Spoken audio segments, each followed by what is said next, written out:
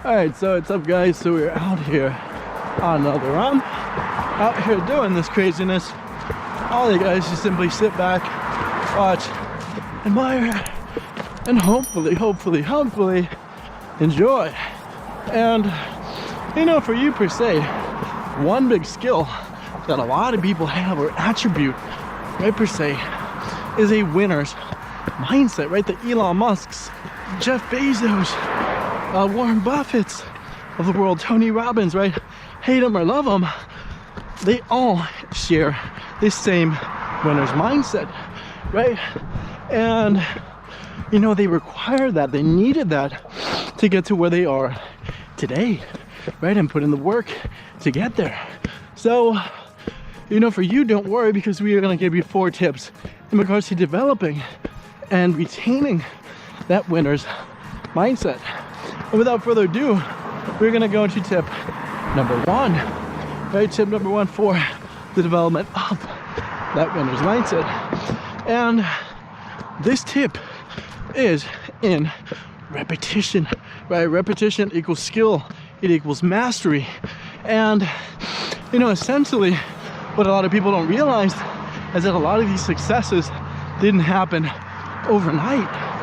They happen through a lot of repetition, right? Repeated actions, right? Going to the gym every morning, right? Doing the same thing over and over again, going to the office, right? Going in front of the computer and doing it, right? It requires a lot of patience, right? A lot of dedication, a lot of determination, right? That winner's mindset, right?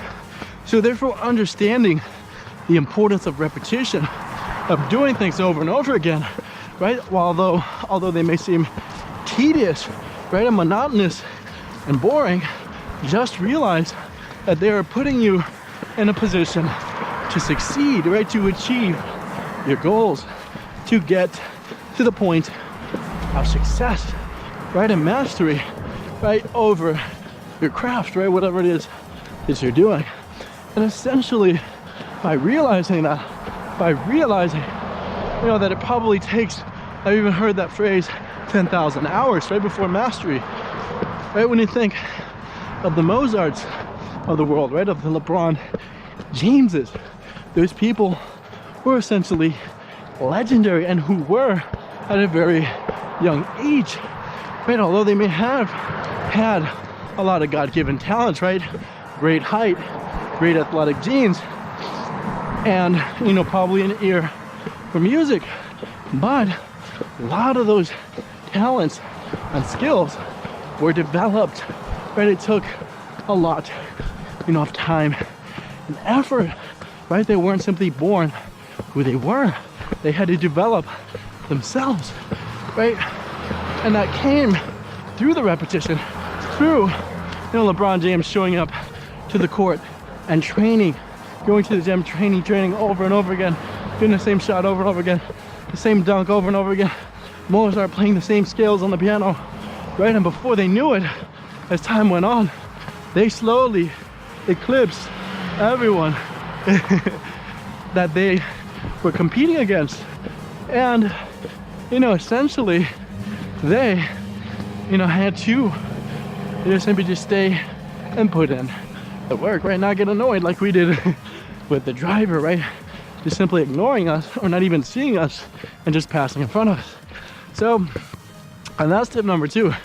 In order to develop that winner's mindset, you have to stay focused, right? Regardless of what happens, right? Ignore the negativity that's going on in the world. It's rampant, right? People are stressed out, they're angry, right? They may have relationship problems, financial problems, right? Problems at work, right? And to be honest, that can carry over into day-to-day interactions with you, right? And it can make you start to behave like them. But in order to behave like a winner, you know, have to not let things get to you, right? Not let the successes and failures and rejections get to you, right? And we even said successes because, you know, they could get in your head as ego, right? Make you want to stop and party and vacation, right? When in reality, that was just a milestone. It was just a marker, you know, where you were right now, and that you should keep going, keep winning. Because how good would it be if, let's say, I don't even remember which team won the championship, oh, the Bucks, right? Let's say the Bucks won the championship this year, and they decided to stop playing, right? To simply give up, right? Retire, quit from the NBA as a franchise, right? Well, some may say that may be awesome because they stopped at the highest form of achievement, but that winner's mindset that they had coming in is gone, right? It's lost because, you know, they're just gonna be losing, right? If they're not participating, they're losing, they're giving up. And that's tip number 3 in regards to the winner's mindset, is that it's not about wins and losses per se, but simply showing up and doing the work, right? They say you miss 100% of the shots that you don't take, right? So if there's a test that you gotta do and you realize that it's requiring you to pass that test, right, for the career that you want to get, why be afraid of trying and seeing if you pass it, right? Who knows, you might pass it, right? Even if you don't study, by simply not taking the test, you automatically fail, right? And things like money can be made back, right? They may have fees attached to them, but realize that without doing it, you are simply failing, right? You're failing yourself.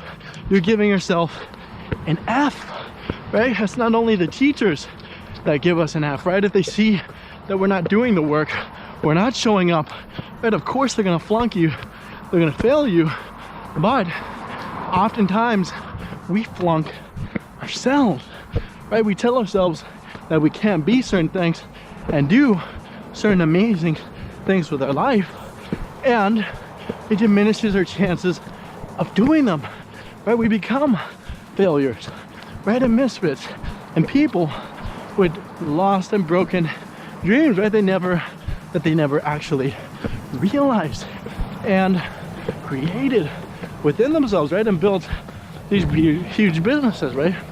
Because I'd say for every Jeff Bezos and Elon Musk, Warren Buffett level of success, there are countless number of people who had those same dreams or similar visions and simply never acted upon them, right? They decided to settle short or doubted themselves. So, you know, they simply didn't have that winner's mindset, right, that these people had, and the degree of winner's mindset that required these people to get to that massive level of success, right? The bigger the success, the bigger the winner's mindset is required to get there, right? So by taking this into account, you have to really see, you know, how you're thinking. Are you believing in yourself, or are you not? Are you your own best friend or your worst enemy, right? And to elaborate further, tip number 4 is to develop that winner's mindset. You have to fall in love with yourself, right? You can't hate you and what you're doing, right?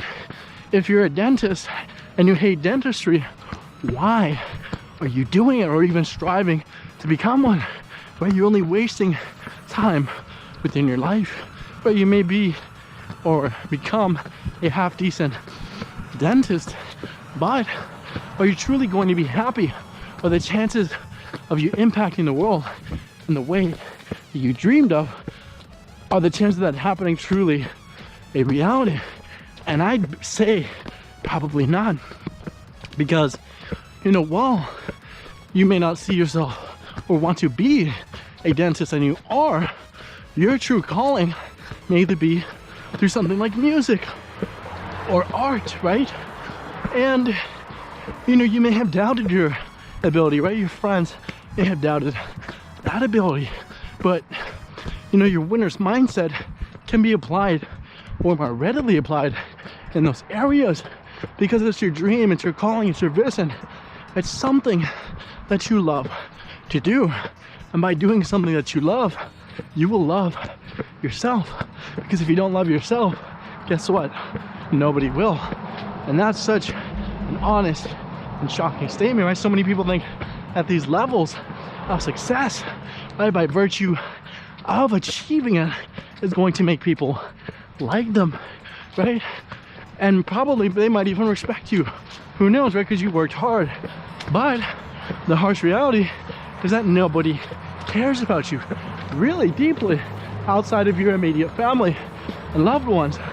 And that's why they're called loved ones. Even think about that, right? They're the ones who love you and that you love, right? So if you're out trying to win, you know, the acceptance of others, right? To win their validation, you're not going to be happy. You're fighting an uphill losing battle. And you know, for you, that's going to take you away from that winner's mindset. So, you know, these are the 4 tips in order to develop and create, foster that winner's mindset. As always, to say thank you and goodbye.